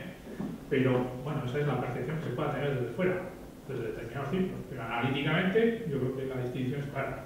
Una cosa es la institución, otra cosa son las personas que integran esa institución. ¿Y el papel de la Iglesia? Bueno, es muy curioso porque los fundadores dijeron que entre los primeros integrantes buscaron gente de todas las profesiones, pero que no consiguieron que hubiera ningún cura. Y parece que buscaron que hubiera curas.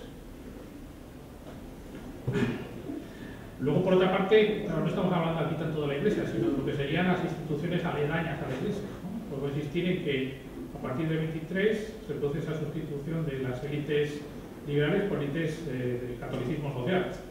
Bueno, evidentemente tampoco eran precisamente muy ateístas, no eran liberales. En aquellos momentos el catolicismo español ya sabemos cómo era, integrista, reaccionario y bueno, unas cuantas cosas más que podíamos decir. Pero es muy significativo, ¿no?, aquello que decían los fundadores, ¿no? Querían que estuvieran todos, la idea de casa de todos. Por ejemplo, había muchos militares, y han pasado muchos militares. Mola, Emilio Mola, el director del golpe de Estado en 1936, dio una conferencia aquí. Otra paradoja de la historia. Mola inicialmente era republicano, ¿no? Sí. No era otro. Sí, no, Mola, incluso el golpe de Estado de Mola lo hace un peso de la República. Bueno, supuestamente, claro. Es decir, no es que fuera un monarca, pero Mola sí que, bueno, aunque también es verdad que si uno lee las instrucciones reservadas de Mola, se echa a templar, ¿no? Lo que tenía en mente era un golpe de Estado sangriento ya desde el principio. Pero bueno, aquí hubo bastantes militares, también hubo militares en la Junta Directiva del Ateneo. Es decir, que prácticamente yo creo que estaba representado todo el mundo. Tal vez no, la Iglesia Católica, efectivamente. Una cuestión, ¿y masones? ¿Se sabe de...?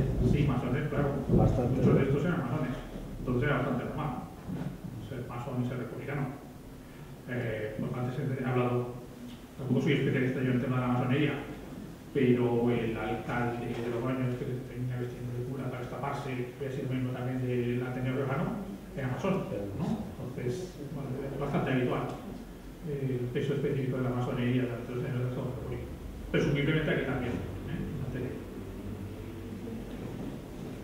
Yo quería hacer una aclaración, o al menos un comentario. Yo creo que no ha quedado suficientemente claro la diferencia que hay entre el liberalismo de aquella época y lo que nosotros entendemos por liberalismo en estos momentos. Quiere decir que cuando estamos hablando de los años 30 y hablamos de liberalismo, estamos hablando de movimientos libertarios. Esos movimientos libertarios están próximos, muy próximos a la CNT, cuando no son la propia CNT.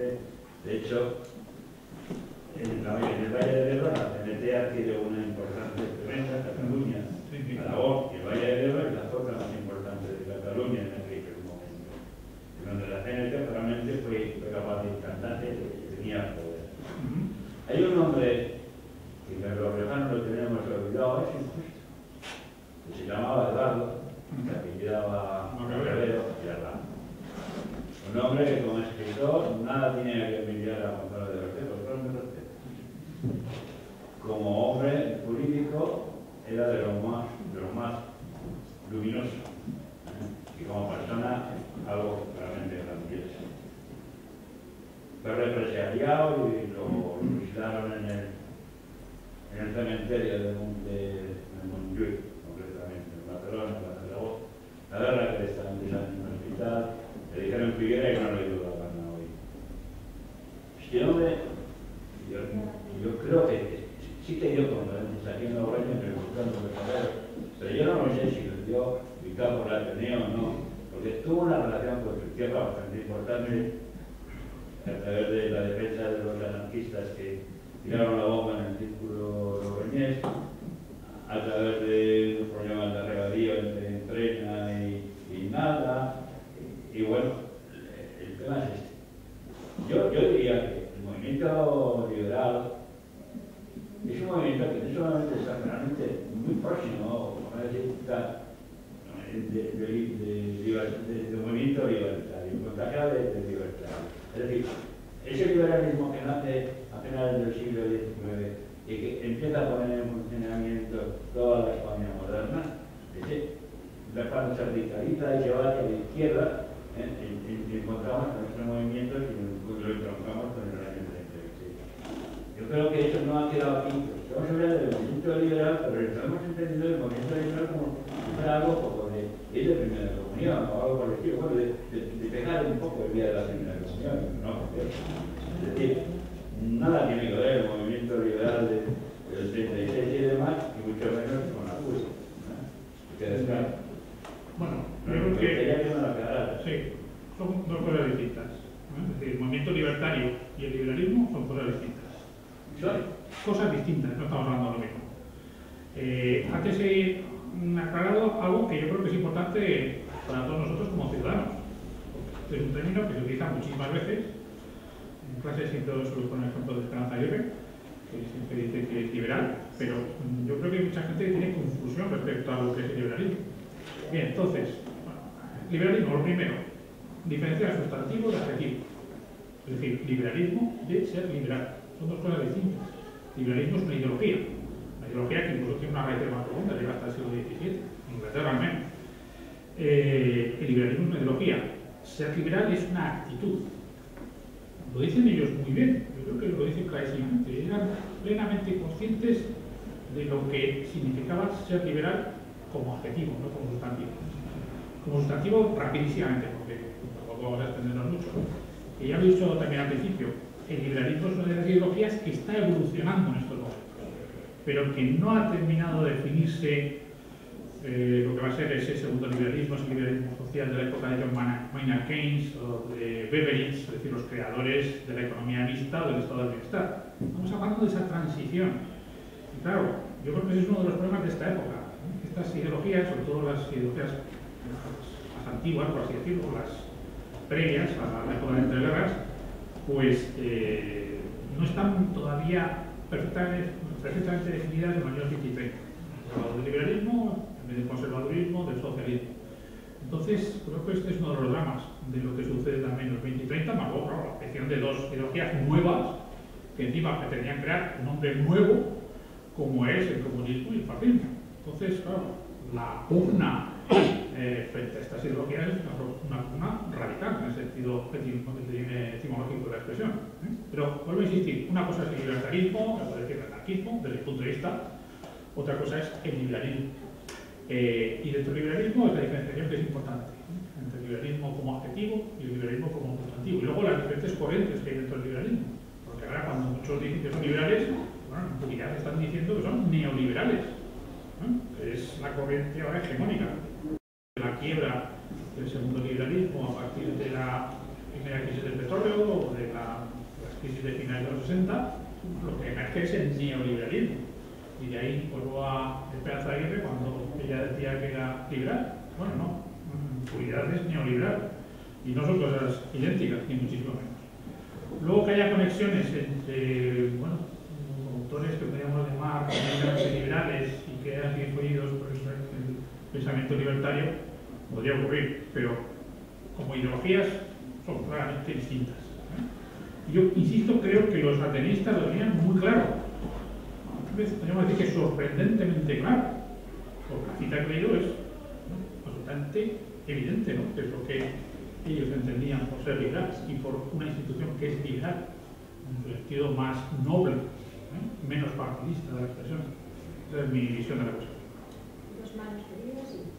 También es una pregunta que ha despertado mi curiosidad, porque has dicho que en los años 20 las conferencias se daban en los teatros, Sí. porque había tanta gente que, bueno, que no cabían aquí. Y mi curiosidad es que yo supongo que lo que es una ciudad pequeña, no sé qué habitantes podría tener en aquellos años. 30.000 o menos. Y tanto interés cultural o nivel cultural había para ir a un teatro con un conferenciante o eran políticos, que no venía gente, no venían actrices ni No, estar de pero moda. la gente importante, la cultura. Sí, tanto No, interés. sí. No. Es decir, y conferencias que lugares, teatros, como puede ser, qué sé yo, el Teatro Bretón o el Betty High, y se llenaba. Es que hay que tener en cuenta que en algunos momentos los socios de los detenidos llegan a picos de hasta 1.000 personas. 1.000 personas en una población de 30.000, pues eso evidente, había una inquietud cultural absolutamente evidente. No había televisión, ni la Liga de Champions. Bueno, pero el fútbol ya empezaba a ser un deporte de masas en los años 20. Yo creo que eso es parte de la explicación, ¿no? Sí, claro. Evidentemente, claro, la oferta de entretenimiento o entretenimiento barra cultural pues era mucho menor en aquella época, ¿no? Pero aún así, eso significa algo, ¿no? También. Sí, efectivamente, cuando tocaba decir el prestigio de los intelectuales. Los intelectuales tenían un prestigio bestial, ¿no? Antes incluso se rompían las ventanas porque la gente se agolpaba y no cabía en los teatros y la gente escuchaba desde la calle, ¿no? Y es una cosa inconcebible. Porque eran también personajes extraordinarios, ¿no? Cualquier día no se llenaba ni el Ateneo, ni el teatro, ni nada, sino cuando venían esos personajes evidentemente son momentos puntuales. Claro. Momentos puntuales. Pero bueno, las fuentes de la época son muy claras. Que sobre todo no el 26 se pueden llenar con algunos de estos conferenciantes que acabo de mencionar. Yo tengo la experiencia de tiempos ya posteriores, ¿no? Cuando aquí pues todavía el Ateneo no estaba integrado en nuestra sociedad y apenas se le conocía. Hacíamos actividades interesantes a nivel local y no venían 4 personas. Sin embargo, en el año 90, que hicimos un ciclo literario, cuando vinieron Carmen Martín Gaite y Carlos Bursoño y José Luis San Pedro, se llenaba el Ateneo. Sí. Pero insisto que esto era factible si había muchos socios, ¿no? Claro, cuando bajan el número de socios, pues hay más dificultades para atraer a los personajes, más luego el hecho de que, por insistir, en estos años de la Segunda República las energías se liberan por otros caminos. No se liberan tanto por los ateneos, sino que hay otras vías para realizar. Por eso la República que se toma el Ateneo. Yo quería preguntarte un par de cosas, Carlos. Por cierto, gracias por la charla estupenda. Podría durar 2 días también como esa conferencia que has dicho. Sí, que no acabó. Quería preguntarte, a propósito de la quema de libros, aparte de la mención que hace Almaty en su libro, Sí. ¿tú has podido comentar que realmente ocurrió así? ¿Tienes algo más de información sobre eso? Yo no tengo más referencias. La única referencia que conoces es la de... Es brevísima. Porque él estaba hablando en la memoria de que estaba encarcelado en ese momento en la cárcel y decía, bueno, paradójicamente en la cárcel podíamos leer a Marx, teníamos una abundante literatura en la biblioteca de la cárcel y justo en ese momento se estaban quemando los libros del Ateneo en frente del ayuntamiento, decía justamente en frente del ayuntamiento, pero no dice nada más. Yo no sé si Javi, por ejemplo, que es un colega del grupo de investigación que está ahí por detrás, no sé si tiene alguna referencia más, pero yo es que desconozco si se sabe algo más de aquello. Mira, otra curiosidad que tenía era sobre, además lo he mencionado que ibas a decir algo más, pero pues yo no lo he oído, no lo has dicho, sobre el antiguo escudo, lema, Sí. imagen de la Ateneo, esa pluma Sí. que dibuja un río de tinta y, Sí, exacto. y luego Sí, este es el los lema. corazoncitos llameantes. El lema del Ateneo de. Bueno, que ha estado vigente hasta hace pocos años, ¿no? Sí, está todo así. Sí, hasta hace pocos años. Este lo hizo, ya lo he dicho, un profesor de la Escuela de Magisterio, que además era, si no recuerdo mal, el abuelo de Miguel García, que fue también presidente del Ateneo entre 1984 y 1986. Felipe García y Córdoba, recuerdo que era el nombre, que hizo no solo lo que entonces se llamaba sello, el lema, o el tipo, sino también Ex Libris, que yo creo que lo he visto en algún libro de los que se conservan en la biblioteca de la Ateneo, me imagino. Yo sí que lo he visto en Ex Libris. Y en una interpretación de esa imagen, eso mismo surge así hacia arriba, por más de... La verdad es que... No. Yo sí se ve una pluma sí. con su pues, yo la verdad recorrido es que de tinta. nunca me he parado a pensar. Alguien decía que sería un calamar y de ahí salía la tinta. Pero es que a otros han dicho que no son signos masónicos. ¿Ah, sí? Sí. A mí me recuerda algo griego, Es muy enigmático. En cualquier caso, como he dicho, en las fuentes de la época no dicen nada de por qué ganó este logotipo del concurso, pero es que sí. Simplemente se dice que gana el autor, pero no se habla nada más de esa explicación de qué simbolizaba. Así que está abierto a la interpretación. A propósito de esto, de la vida social, cultural que había en Logroño en esa época, hay otros ateneos en España, aparte del de Madrid y el de Barcelona, que son los anteriores, pero a la vez que el de Logroño, los ganos surgen al mismo tiempo, más o menos al mismo tiempo, los otros ateneos que hay. Sí, bueno, en su momento consultamos las historias que se habían publicado de otros ateneos. Estoy recordando el de Sevilla, de Potencia, bueno, por supuesto el de Madrid. Bueno, no sé si posteriormente se han publicado más análisis de ateneos de ateneos. Son más o menos contemporáneos. Sí. Albacete, Gijón. Algunos de ellos están más politizados que el Ateneo Riojano. El Ateneo Riojano, la tesis que tenemos es que no hay una politización clara, pero sí que, bueno, por supuesto el de Madrid. Pero sí que es un movimiento. Luego también en aquella época surgen algunos ateneos, por así decirlo, más vinculados a formaciones de la izquierda, ¿no? Precisamente Eduardo Barrichello que participó en alguna actividad de algún ateneo, no sé si vinculado a CNT o a alguna otra formación de izquierda. Son ateneos obreros. Sí, ateneos obreros, también surgen de aquella época. Pero bueno, sí que es cierto que hay una serie de movimiento ciudadano, ¿no? Es decir, hay una sociedad ya completamente distinta a la de la primera década del siglo XX, por ejemplo. También producto de lo que algunos historiadores han llamado otro proceso de modernización que experimenta España en los 10, 20 y 30. Muchas veces tenemos esa visión a corto plazo de que la modernización de España tiene lugar en los 60 o después de los 60, ¿no? Con el desarrollismo, etcétera, etcétera. Pero bueno, habiendo una lectura más a largo plazo, habría que destacar que esa sociedad que está cambiando mucho en los 10, 20 y 30. Pues sería un poco la explicación estructural, ¿no? De todo lo que acontece en un nivel micro, como puede ser cuando hablar de la Ateneo Riojano. Buenas tardes, señor presidente. Gracias por la exposición, pero yo creo que, tal como se ha planteado, el Ateneo en esa primera etapa era absolutamente era una situación de élite intelectual. Ahí no tenía que haber muy fácil el ciudadano rural. No, hombre, las juntas directivas sí que se ve que son de intelectuales, los promotores son intelectuales, está claro. Yo creo que son los intelectuales de la ciudad. Pero, claro, si nos fijamos en las cifras de socios que se alcanzan, que hay gente de todo tipo de condición, incluso precisamente por esa conciencia social que existía en una parte de las juntas directivas, que se vincula a través, por ejemplo, de una sección que se llama la sección de sociología. Yo creo que más que de sociología debe haber una sección social, ¿no? Esas inquietudes sociales. Pues se establecieron también cuotas suficientemente asequibles para que las diferentes clases sociales estuvieran representadas en Ateneo. Entonces sí que podríamos tal vez pensar que las juntas directivas, o al menos parte de las juntas directivas, estarían asociadas a intelectuales, pero entre los socios presumiblemente tendríamos gente de todo tipo de condiciones y de todo tipo de clases sociales. Presumiblemente porque, vuelvo a insistir, no sabemos quiénes eran los socios. No tenemos ninguna fuente que nos permita hacer un análisis de lo que sería la estructura social de los socios del Ateneo. Pero uno de los problemas de las fuentes que tenemos. Lógicamente coincidía con un tipo de alto nivel de analfabetismo. Entonces,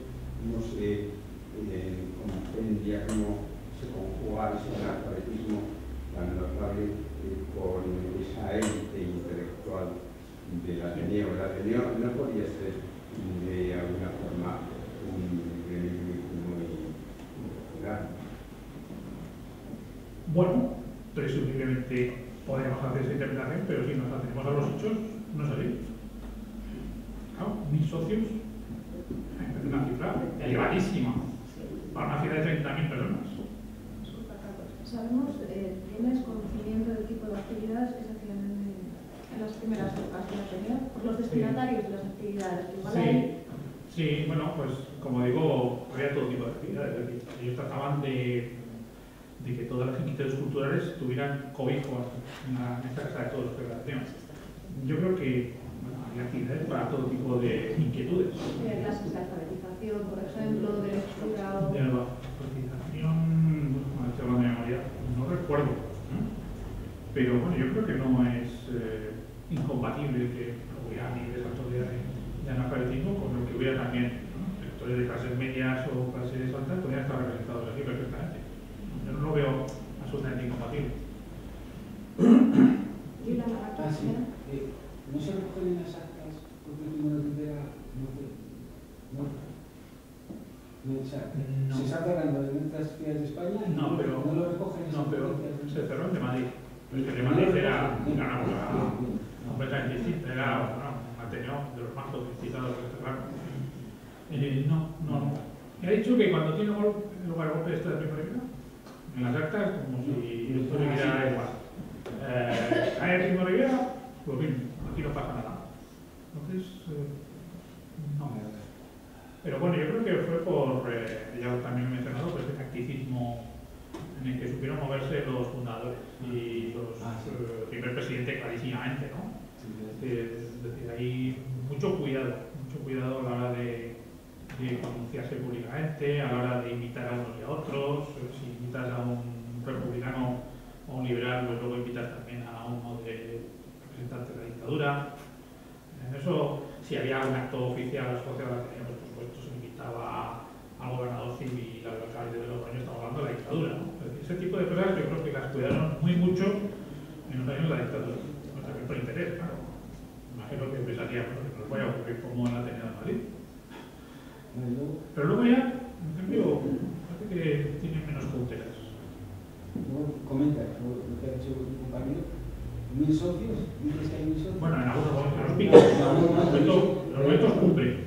Entonces hay un número, no hay un registro. No hay un registro. O sea, sabes el número, pero no sabes el registro. No, sabemos por las actas que dicen cuántos socios hay en cada momento. Claro, sí.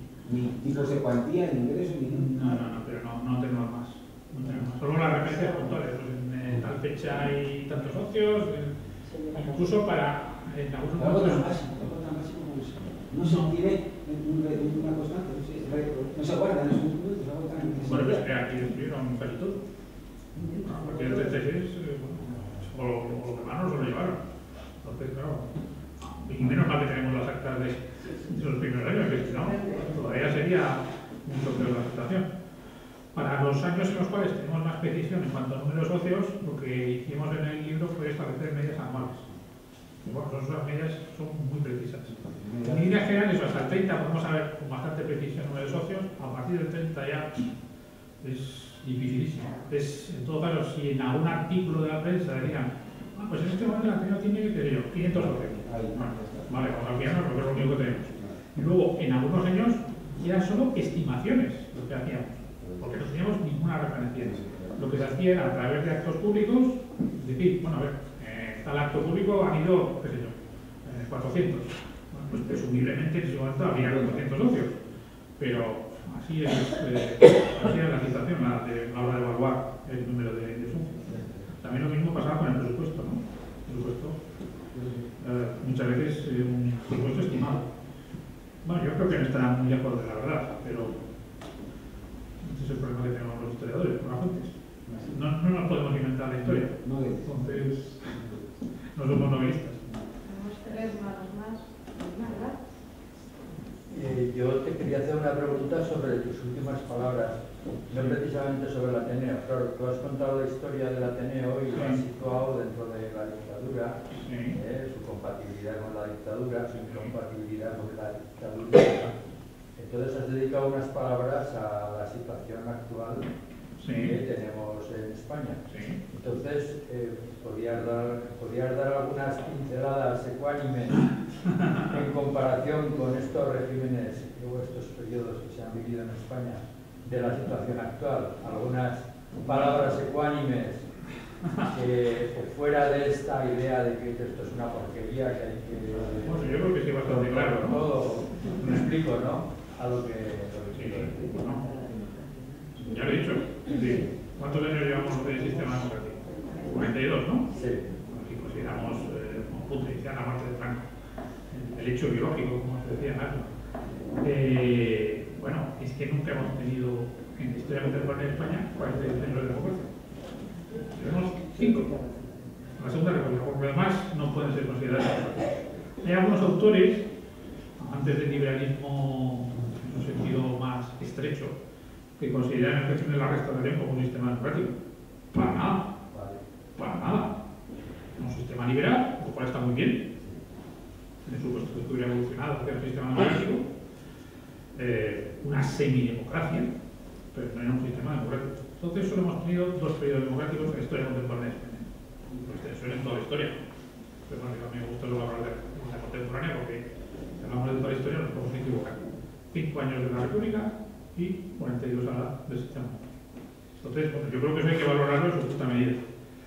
Mi opinión desde hace ya bastante tiempo, pero también lo he publicado, es que la calidad del sistema democrático es, vamos a ser ecuánimes, deficiente o notablemente deficiente, desde hace ya bastante tiempo.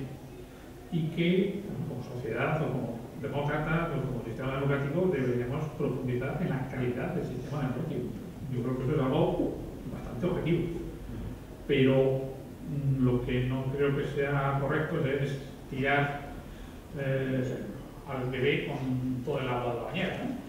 Un dicho inglés que más o menos hace referencia a eso. Es decir, bueno, vamos a mejorar el sistema democrático, pero no acabemos con el sistema democrático, por favor. Yo creo que es una de las claves. Luego hay más claves, evidentemente. Yo creo que uno de los problemas que tenemos es el problema del nacionalismo, evidentemente. Una ideología con una gran penuria intelectual detrás de ella, pero con mucho éxito, como se puede observar. Y bueno, yo sí en clase lo digo también muchas veces cuando hablamos de nacionalismo y federalismo. Bueno, hay que apostar decididamente por el federalismo. Por el federalismo no solo como técnica para la distribución territorial del poder, sino como ideología, porque el federalismo es una ideología y es una ideología alternativa al nacionalismo. Lo que pasa es que aquellos que creen en el federalismo, yo creo que no tenían que darse cuenta de que es una alternativa ideológica. Evidentemente hay otras alternativas al nacionalismo, el cosmopolitismo, el internacionalismo, etcétera, etcétera, etcétera. Pero yo creo que es otro problema muy serio el del nacionalismo. Bueno, cuando hablamos de nacionalismo me estoy refiriendo a los nacionalismos, porque muchas veces nos mencionamos ahora el nacionalismo periférico, pero bueno, también hay un nacionalismo españolista que ha revertido en estos últimos tiempos y va a estar con pasearse por las calles y mirar todas las banderas que hay en los balcones, ¿no? Bien, entonces, como los nacionalismos se retroalimentan, pues hay que cortar ese proceso de retroalimentación y tenemos las herramientas para hacerlo. Lo que pasa es que para eso hay que ser conscientes del problema y luego tener claras alternativas. Esa es mi opinión. Por supuesto, se puede estar de acuerdo o desacuerdo porque es una opinión. Pero, sobre todo, la idea de fondo es que hay que defender el sistema democrático. Yo era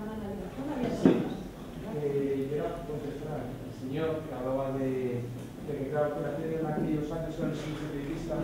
Pero bueno, el problema es que, como ha dicho Carlos antes, que solo se conocen las actas, solo se conocen las actas a más de un determinado periodo de tiempo, con lo cual solo podemos seguir los movimientos que de alguna forma emprende la directiva y solo podemos conocer como socios a quienes forman las directivas. Pero se da la circunstancia que en el año 23 una de esas mujeres es la líder sindical de las tabacaleras de la tabacalera Logroñés, una sindicalista. Se da también la circunstancia de que para trabajar en tabacalera había que saber leer y escribir, o sea, una persona formada. Entonces sí podemos decir que el Ateneo intentó ser una especie de cuerpo de institución transversal que que abarcara todas las capas de la sociedad logroñesa, que abarcara a hombres, que abarcara a mujeres, que abarcara desde empresarios o profesionales liberales hasta trabajadores o trabajadoras.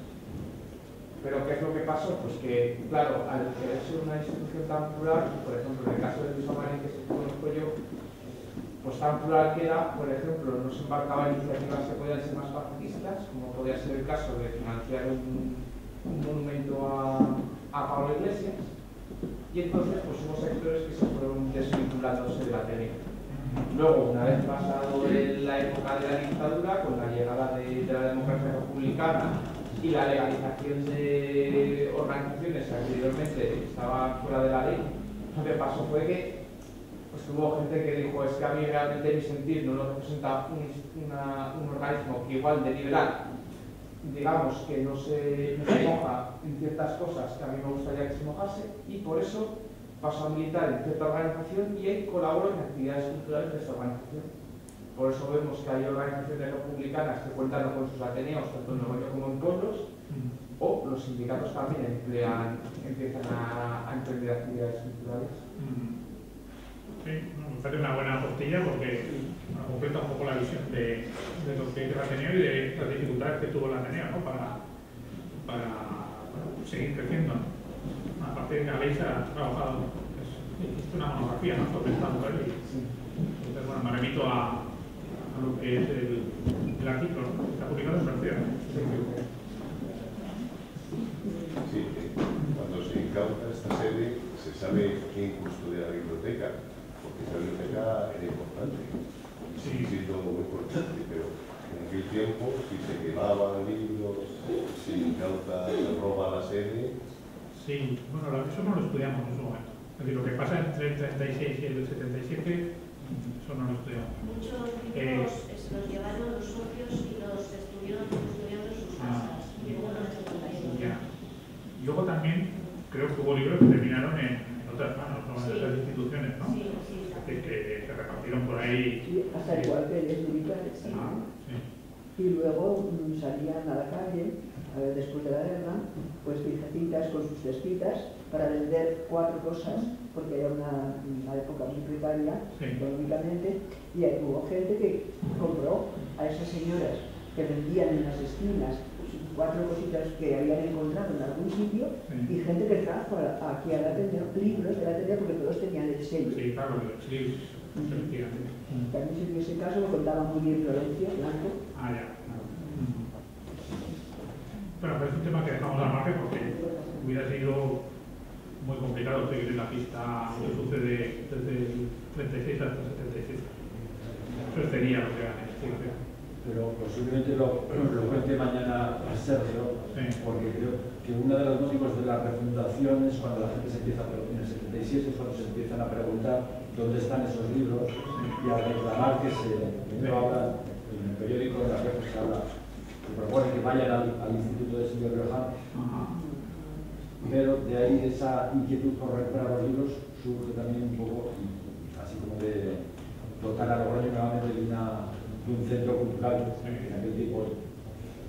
Creo que, no sé si Sergio o Carlos Álvarez en algún momento dice que la situación cultural era todavía peor que la de los años 20, después de la dictadura. Y esas dos inquietudes, la de recuperar los libros y la de refundar un centro cultural, hace que germine la idea de la refundación, ¿no? Es que claro, la dictadura de Franco acaba con la sociedad civil. Es una de las consecuencias más nefastas del franquismo. En cambio, en aquella época existía una sociedad civil viva. Sí, ¿no? ¿Cómo se explica el sufrimiento del Ateneo en los años 20? Entonces, luego también respecto al 36-77 hay algunas continuidades personales. José Díaz Cerce, que fue el primer presidente, ¿no? Si no recuerdo mal, a partir del 77, había sido miembro de la última junta directiva del 36 y también se incautaron sus bienes. José Díaz Cerce fueron incautados los bienes en el 36 y siguientes o en aquel momento. Es decir, que no solo hay una cuestión de memoria, sino también continuidades personales, o al menos alguna continuidad personal, a pesar del paso de 41 años, más o menos. Bien. No quiero abusar, pero es que me gusta mucho el tema. Y me gustaría que contases algo del último presidente, de Cayetano Melguizo, de lo que fue de él y de cómo sufrió una de esas formas de represión. Sí, bueno, es un tema que yo creo que sí que se ha estudiado posteriormente, ¿no? Bueno, yo no tengo muchos detalles pero sí que, si no recuerdo mal, Pilar Salas tiene un libro sobre la asociación de la prensa y seguramente que ese libro hay una referencia a Cayetano Melguizo, efectivamente, porque también sufrió la represión y lo que he dicho antes, ¿no? Es decir, es una presencia absolutamente fructífera, ¿no? Es decir, las cifras son muy elocuentes y el número de actividades. Es decir, que yo creo que la Ateneo 36 estaba también en una situación de pujanza. No sé por qué. Pero igual él es menos tacticista en ese sentido del pluralismo táctico que... Ya, bueno, no lo sé. Ya te digo, es que para los años 30-36 es dificilísimo llevar a cabo el proceso de reconstrucción de la historia. Entonces, tenemos tantas lagunas que, bueno, pues muchas veces notamos los historiadores, pues lo que hacemos es aflorar la punta del iceberg. Pero el resto es que lo desconocemos. Y los vacíos no los podemos llenar. Nos lo impide el código deontológico. Suponiendo que lo tengamos, que no lo sé si lo tenemos. Pues sí, deberíamos.